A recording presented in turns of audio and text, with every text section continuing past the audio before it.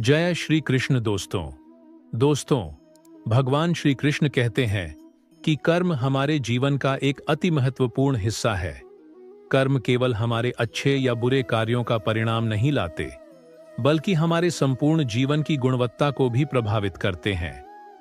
हमारे कर्म न केवल हमारे भविष्य का निर्माण करते हैं, बल्कि वे हमारे आसपास के लोगों और समाज पर भी अपना प्रभाव छोड़ते हैं। यह समझना कि कौन से कर्म सही है और कौन से गलत, ना तो किसी साधारण व्यक्ति के लिए संभव है, ना ही किसी विद्वान के लिए। सही और गलत का ज्ञान परिस्थितियों और समय पर निर्भर करता है। हमारे कर्मों का मूल्यांकन एक गहरी अंतर्दृष्टि और संतुलन की आवश्यकता होती है, जो केवल समय के साथ समझ में आती है।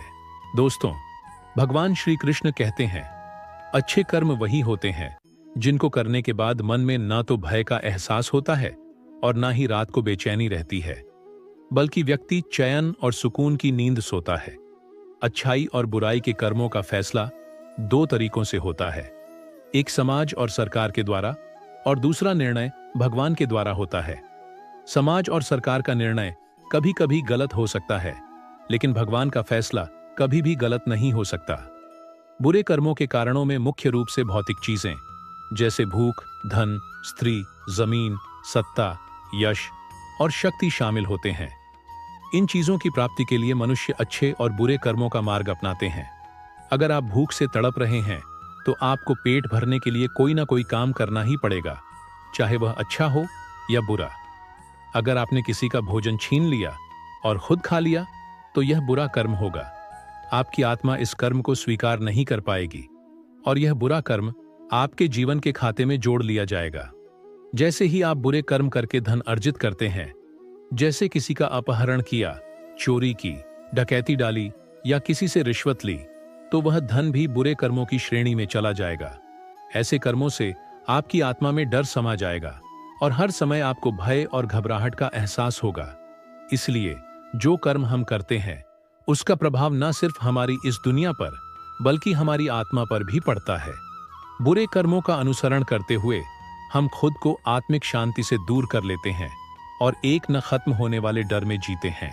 सोचिए, अगर आपकी जेब में 100 रुपए है और एक भूखा व्यक्ति आपसे 5 रुपए मांगता है ताकि वह रोटी खा सके। अब अगर आप भविष्य का सोचकर कि आप इन पैसों को अपनी बचत में जोड़ सकते हैं और उसे ये 5 रुपए नहीं देते, तो क्या होगा? दोस्तों, इसका जवाब बहुत स्पष्ट है। इससे आपका कर्म न केवल खराब होगा, बल्कि इतना खराब होगा कि आप कभी कल्पना भी नहीं कर सकते। हमारे जीवन में छोटे छोटे फैसले भी बड़े परिणाम लेकर आते हैं। यदि हम भगवान द्वारा बताए गए मार्ग पर नहीं चलते, तो हमारी आत्मा पर इसका गहरा असर पड़ता है और हम अपने सच्चे उद्देश्य से भटक जाते हैं। दोस्तों, सेवा और दान मनुष्य के जीवन के दो महत्वपूर्ण स्तंभ हैं, जो मनुष्य के जीवन को शुद्ध करते हैं। इनका पालन करने से हमारी आत्मा को पवित्रता का अनुभव होता है और हमें आत्मिक शांति प्राप्त होती है। इसके साथ ही ये दो बातें हमें जीवन के सच्चे सुख और संतोष की ओर मार्गदर्शन देती हैं। जब हम दूसरों की मदद करते हैं या किसी को दान देते हैं, तो न केवल हम दूसरों का भला करते हैं, बल्कि हमारे अंदर भी एक गहरी संतुष्टि और खुशी का एहसास होता है। यह याद रखना जरूरी है कि अच्छे कर्मों की शुरुआत सिर्फ बड़े कार्यों से नहीं होती, बल्कि छोटे छोटे दान और सेवा भाव से भी होती है। अगर हम किसी की मदद करते हैं, तो हमारी आत्मा को उसकी पवित्रता का अनुभव होता है। लेकिन अगर हम इन अवसरों को नकारते हैं, तो इसका प्रभाव हमारी आत्मा पर नकारात्मक रूप से पड़ता है। इसीलिए हमें हमेशा यह याद रखना चाहिए कि हमारे हर छोटे कर्म का प्रभाव हमारी आत्मा पर पड़ता है और यह हमें जीवन में एक सच्चे सुख की ओर बढ़ने का मार्ग दिखाता है। इस संसार में सबसे बड़ा पाप स्त्री का अपमान करना माना गया है। स्त्री को सृजनकर्ता का रूप माना गया है और उसकी गरिमा का अपमान करना एक अत्यंत गंभीर पाप है। यदि कोई स्त्री का अपमान करता है, तो वह व्यक्ति सबसे बड़े पाप का भागीदार बनता है। जब हम किसी स्त्री का अपमान करते हैं या उसके अधिकारों का उल्लंघन करते हैं, तो इसका प्रभाव न सिर्फ उसकी आत्मा पर, बल्कि हमारी अपनी आत्मा पर भी पड़ता है। श्रीमद् भागवत गीता में यह स्पष्ट रूप से कहा गया है कि द्रौपदी का अपमान ही महाभारत जैसे विशाल युद्ध का कारण बना था। यदि द्रौपदी का भरी सभा में अपमान नहीं होता तो क्या युद्ध इतना विनाशकारी होता?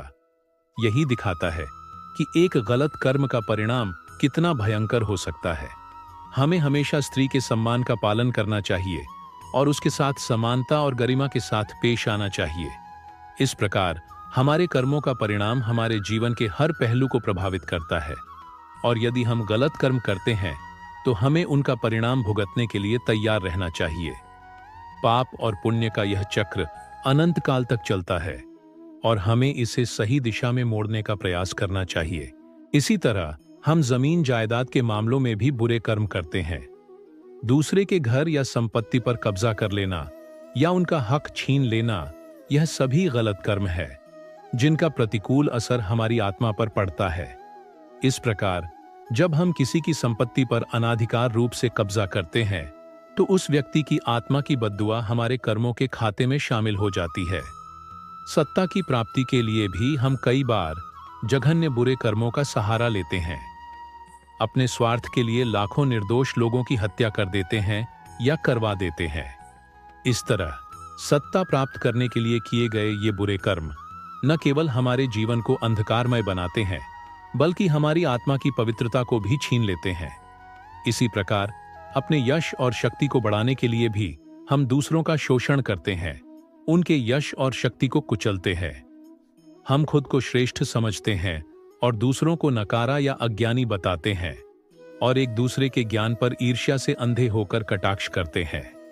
यह सभी कर्म बुरे कर्मों की श्रेणी में आते हैं जो हमारे जीवन और आत्मा को नुकसान पहुंचाते हैं।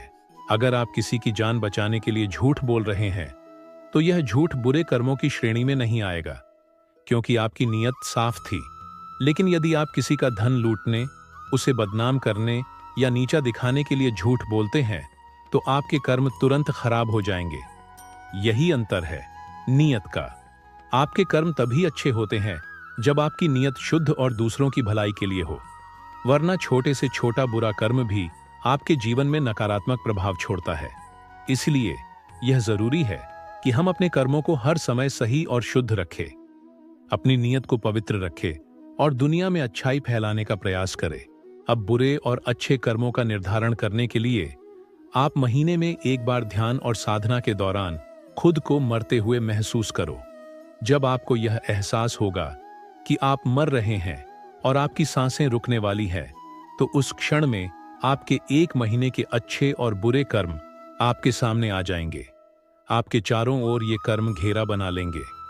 बुरे कर्म आपको चिल्ला चिल्ला कर बताएंगे कि आपने इस महीने में क्या क्या गलत किया, और मृत्यु के समय आप बुरी तरह से उन जघन्य कर्मों के डर से भयभीत हो जाएंगे। आपको मरने से भी डर लगेगा। लेकिन इसी प्रकार आपके अच्छे कर्म भी आपके आसपास होंगे। वे आपको यह कहेंगे कि तुमने दुनिया के लिए अच्छे कर्म किए हैं, तुम स्वर्ग के योग्य हो, तुम खुशी खुशी मृत्यु को प्राप्त करोगे। यही वह पल है जब अच्छे कर्म आपको शांति और आत्मसंतुष्टि की ओर मार्गदर्शित करते हैं। जब भय के कारण मृत्यु होती है तो आत्मा के निकलने का रास्ता बुरे मार्ग से होता है, लेकिन जब मृत्यु प्रसन्न मुद्रा में होती है तो आत्मा अच्छे मार्ग से प्रस्थान करती है। इसलिए अपने अच्छे और बुरे कर्मों का विश्लेषण रोजाना, खासकर सोने से पहले करना चाहिए। यह आदत आपके जीवन को आनंद और शांति से भर देगी और आप हर दिन बेहतर और पवित्र बनते जाएंगे। कर्म को सुधारने और जीवन को बेहतर बनाने का एक प्रभावी तरीका और है, और वह है ध्यान का अभ्यास करना। ध्यान हमें अपने मन को शांत और नियंत्रित करने का अवसर देता है, और यही शांत मन हमें सही निर्णय लेने में मदद करता है। जब हमारा मन शांत होता है तो हम अपने कार्यों के प्रति सही प्रतिबद्धता महसूस करते हैं। ध्यान करने वाले लोग आमतौर पर अपने कार्यों में अधिक सफल होते हैं, क्योंकि वे एकाग्र चित्त होकर अपने लक्ष्य की ओर बढ़ते हैं। ऐसे लोग अपनी मेहनत और ईमानदारी से काम करते हैं और उन्हें छल कपट का सहारा नहीं लेना पड़ता। कई बार हम कुछ ऐसे काम करते हैं जो हम करना नहीं चाहते, लेकिन वे काम पूर्व जन्म के कर्मों के कारण होते हैं और वे किसी न किसी तरीके से पूरे हो ही जाते हैं।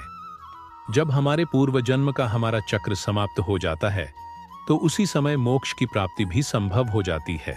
दोस्तों, हमारे शास्त्रों में बताया गया है कि 84 लाख योनियों के बाद मनुष्य की योनि प्राप्त होती है, और यह भी कहा गया है कि केवल मनुष्य योनि में ही जन्म और मृत्यु के चक्र से मुक्ति पाई जा सकती है।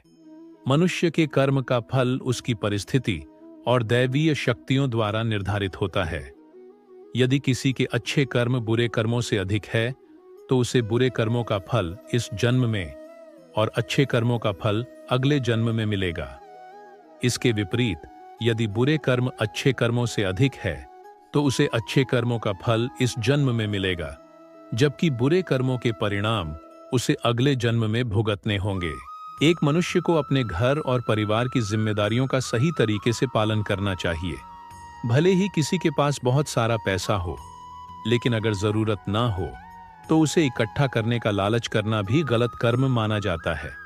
यह धन संकट के समय में ही काम आता है, तो उस धन का इस्तेमाल मुसीबत के समय अवश्य करे और धन बचाने का लालच कभी ना करे। हमें अपनी आय से अधिक खर्च भी नहीं करना चाहिए और अपनी सामर्थ्य के अनुसार ही दान देना चाहिए। ज्यादा दान या खर्च करने का प्रयास हमें पाप का भागी बना सकता है। हमेशा अच्छे और ईमानदार लोगों के साथ संगति बनानी चाहिए और दुष्ट या कपटी लोगों से खुद को दूर रखना चाहिए। बुरी संगति हमेशा नकारात्मक परिणाम देती है। हमें कभी भी अपने स्वार्थ के लिए दूसरों को नुकसान नहीं पहुंचाना चाहिए। दोस्तों, इस प्रकार ध्यान, अच्छे कर्म और सही संगति का अभ्यास करने से हम अपने जीवन को और अधिक सकारात्मक बना सकते हैं। शास्त्रों में यह स्पष्ट रूप से उल्लेखित है कि जो हम जैसा करते हैं वही हमें भविष्य में भोगना पड़ता है। कभी भी किसी से छल या धोखाधड़ी करके कुछ छीनने का प्रयास ना करें, क्योंकि ऐसा करने से सभी पुण्य नष्ट हो जाते हैं और आप बुरे कर्मों के साझीदार बन जाते हैं। पुराणों में यह बात भी कही गई है कि किसी भी व्यक्ति द्वारा किए गए बुरे कर्मों का परिणाम केवल इस जीवन तक सीमित नहीं रहता, बल्कि यह उसके जन्म से लेकर मृत्यु और उसके बाद भी दुखों का कारण बनता है। ऐसा व्यक्ति हर अवस्था में दुखी रहता है, चाहे वह किसी भी परिस्थिति में हो। पाप का फल हमेशा उस किए गए कर्म पर निर्भर करता है। यदि आपके द्वारा किए गए कर्म बूढ़े हैं और वह अच्छे कर्मों की तुलना में अधिक है, तो उनका परिणाम आपको अगले जन्म में भोगना होगा। जबकि यदि बुरे कर्म कम है, तो उनका फल आपको इसी जन्म में ही भुगतना पड़ेगा। यह कर्मों का चक्र लगातार चलता रहता है और हम जो बोते हैं वही काटते हैं। दोस्तों, पुण्य वह कर्म है जो किसी व्यक्ति द्वारा निस्वार्थ भावना से किए जाते हैं, जबकि पाप में वे सभी कर्म शामिल होते हैं जो द्वेष, लोभ, अहंकार या स्वार्थ से उत्पन्न होते हैं।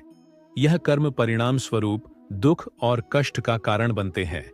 शास्त्रों के अनुसार धर्म के पालन के बिना कोई कार्य सच्चे अर्थ में संभव नहीं हो सकता। धर्म के अनुसार हमें हमेशा पुण्य कर्म करने चाहिए, क्योंकि यही हमें सुख, शांति और वास्तविक खुशी की प्राप्ति में सहायक होते हैं।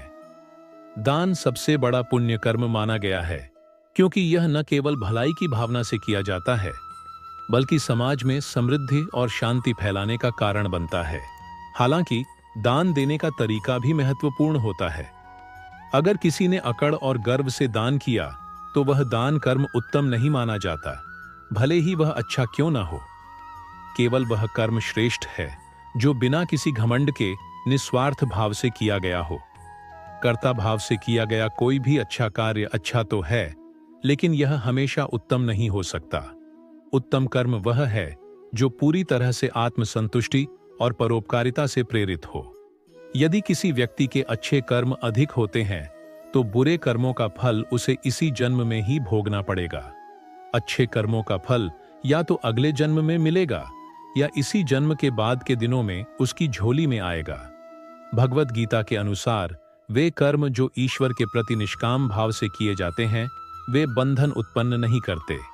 ऐसे कर्म मोक्ष की प्राप्ति की दिशा में सहायक होते हैं और व्यक्ति को आत्मिक शांति और परमानंद का अनुभव कराते हैं। इस प्रकार जब कर्म केवल फल की इच्छा से रहित होते हैं और निस्वार्थ भाव से ईश्वर की सेवा में किए जाते हैं, तब वे असल में कर्मयोग कहलाते हैं। कर्मयोग का पालन करने से व्यक्ति के जीवन में न केवल सुख शांति की प्राप्ति होती है, बल्कि उसे आत्मोन्नति और वास्तविक खुशी का अनुभव भी होता है। इस तरह निष्काम कर्म ही मनुष्य को जीवन के उच्चतम उद्देश्य यानी मोक्ष की ओर मार्गदर्शन करते हैं। हर एक मनुष्य का कर्म ही उसके सुख और दुख का भागी होता है। सही कर्म उसके सुख का भागी होता है और गलत कर्म उसके दुख का भागी होता है। दोस्तों, कहा जाता है कि व्यक्ति अपने कर्मों से कभी बच नहीं सकता। जो भी घटनाएं हमारे वर्तमान जीवन में घटित होती है, चाहे वे अच्छी हो या बुरी, उनके पीछे कहीं ना कहीं हमारे पिछले जन्मों के कर्म मिले हुए होते हैं। ऐसा माना जाता है कि हमारे पूर्व जन्मों के कर्मों के आधार पर ही हमारा वर्तमान भाग्य तय होता है। यदि पिछले जन्मों में आपके कर्मों में पाप की मात्रा अधिक रही है, तो इस जन्म में भी आपको कष्टों का सामना करना पड़ सकता है और दुर्भाग्य आपके जीवन में दस्तक दे सकता है। लेकिन भगवान ने मनुष्य को हर जन्म में अपने कर्मों को सुधारने का अवसर भी प्रदान किया है। अगर आप इस जन्म में अच्छे और पुण्य कार्य करते हैं, तो आप अपने पूर्व जन्म के तमाम पापों के प्रभाव का अंत कर सकते हैं और अपने दुर्भाग्य को सौभाग्य में बदल सकते हैं। इसके लिए जरूरी है कि आपके कर्मों की मंशा शुद्ध और नेक हो। अगर आप जाने अनजाने में किए गए पापों से मुक्ति पाना चाहते हैं, तो बेजुबान प्राणियों की सेवा करें, जैसे गाय, कुत्ते, पक्षी, चींटियां, मछलियां आदि को नियमित रूप से भोजन कराए। इसके साथ ही जरूरतमंद लोगों की मदद करें। अपने दिनचर्या में भगवद गीता, रामायण, सुंदरकांड जैसे पवित्र ग्रंथों का नियमित पाठ करें। इससे आपके मन और आत्मा का शुद्धिकरण होगा और आपके पिछले जन्मों के पाप भी कटेंगे। इस तरह यदि आप अच्छे कर्मों का मार्ग अपनाते हैं और सच्ची भावना से कार्य करते हैं, तो आपका वर्तमान जीवन सुखमय और शांतिपूर्ण बन सकता है। कर्म की यह शक्ति आपके जीवन को संतुलित और समृद्ध बनाने में सहायक साबित होती है। तो दोस्तों, आशा है यह वीडियो आपको अवश्य पसंद आई होगी। अगर आपको यह वीडियो अच्छी लगी हो, तो वीडियो को लाइक और चैनल को सब्सक्राइब अवश्य करें। इस वीडियो को अपने दोस्तों के साथ भी शेयर करें। कमेंट बॉक्स में लिखिए जय श्री राधे कृष्ण। तो मिलते हैं अगले वीडियो में। तब तक के लिए आप अपना ख्याल रखें।